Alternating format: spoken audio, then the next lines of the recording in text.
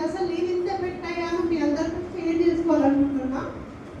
అయితే నేను HIV positive అయింది ఇంతకుముందు మీరు అందరూ మాట్లాడుతున్నట్టే 4 days ఆఫ్ ట్రాన్స్మిషన్ డేస్ ఉన్నాయి కదా, అందులో నాకు హెచ్ఐవి వచ్చింది మా అమ్మ నుండి.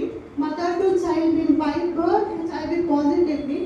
అయితే సార్ ఇంతకుముందు చెప్పినట్టు ఓన్లీ 2% మాత్రమే హెచ్ఐవి పాజిటివ్స్ అవుతున్నారు ఇప్పుడు మనం ప్రజెంట్ ఉన్న జనరేషన్లో అని. అయితే ఇప్పుడు మదర్ నుండి చిల్డ్రన్కి హెచ్ఐవి రాకుండా ఉండడానికి దానికి తగ్గ ఫెసిలిటీస్ అండ్ ట్రీట్మెంట్ మన స్టేట్లో మన ఇండియాలో అవైలబుల్గా ఉంది. కాకపోతే ఇంతకుముందు 2010కి ముందు హెచ్ఐవి పాజిటివ్ మదర్స్ ఎవరైతే ఉంటారో వాళ్ళ నుండి బిడ్డకు రాకుండా ఉండడానికి అసలు ఎట్లాంటి ట్రీట్మెంట్ లేదు, ఎట్లాంటి ఫెసిలిటీస్ అండ్ అసలు ఏ అవేర్నెస్ లేదు. అట్లాంటి టైంలో నేను పుట్టింది 1998లో.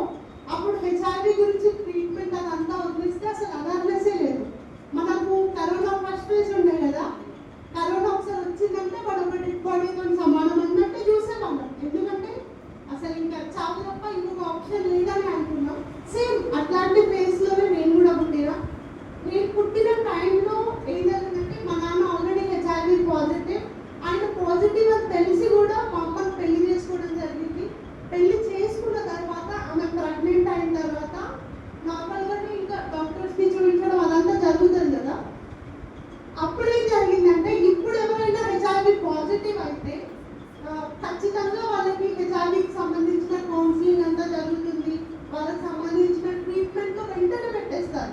కాకపోతే అప్పుడు అంత అవేర్నెస్ లేకపోవడం వల్ల మా నాన్న కొంచెం అతను పలుకుబడి ఉపయోగించి మా అమ్మ అప్పటికి అంటే మా అమ్మ ప్రెగ్నెంట్ అయిన టైంలో మా అమ్మ కూడా హెచ్ఐవి వచ్చేసింది, తను కూడా హెచ్ఐవి పాజిటివ్.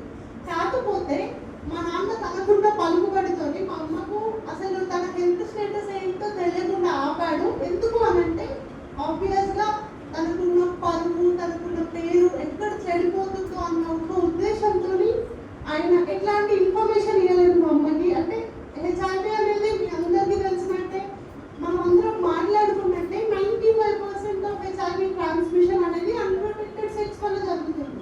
సో అదొక తప్పుగానే అందరూ అదొక తప్పే నిజం చెప్పాలంటే.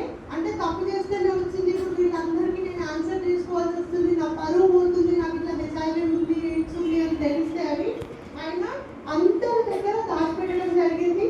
కానీ అప్పుడు నేను పుట్టే టైంలో డాక్టర్ చెప్పింది ఏంటి అని అంటే అట్లీస్ట్ మీరు ఇప్పుడు ఇవన్నీ మేనేజ్ చేస్తున్నారు కదా, అండ్ మనం బిడ్డకు రావడానికి 35% ఛాన్స్ ఉంటుంది ప్రెగ్నెంట్ మదర్ నుండి బిడ్డకు రావడానికి.